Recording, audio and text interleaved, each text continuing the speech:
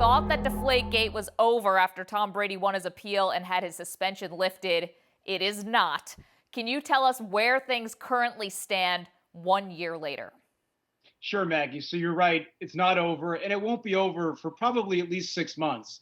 And I say that because Tom Brady and the NFL will be back in court on March 3rd. They'll be at a federal appeals court. The NFL has appealed Judge Berman's decision in favor of Tom Brady. There will be oral arguments on March 3rd. Then we're looking at, in all likelihood, several months before a decision is rendered. But whoever wins that decision can appeal it again and could even appeal it potentially to the Supreme Court. Now, unlikely that's going to happen, but still, this could last for quite a while.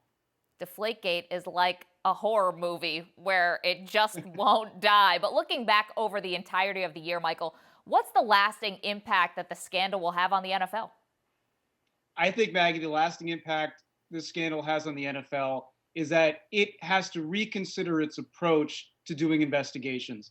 We know that when the NBA has had crises like Donald Sterling, the league doesn't farm it out to somebody else.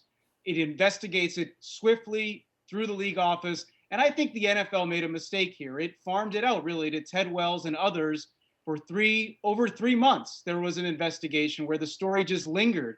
And the league probably lost some control over the investigation as a result. So my instinct is that going forward, the league isn't going to be hiring law firms to do, quote, independent that aren't really independent investigations. Just do it internally. Be upfront about it. Be transparent. I think that's the better approach.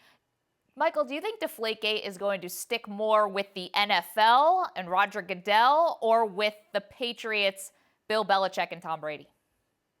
Well, I think here in New England, it's certainly going to stick with Roger Goodell much longer than it will with the Patriots, because I think the perception is that this has been a controversy generated by really animosity or jealousy of the Patriots. I think nationally, it's going to stick to both. There will be allegations, even though the science has, you could say, really debunked the underlying accusations.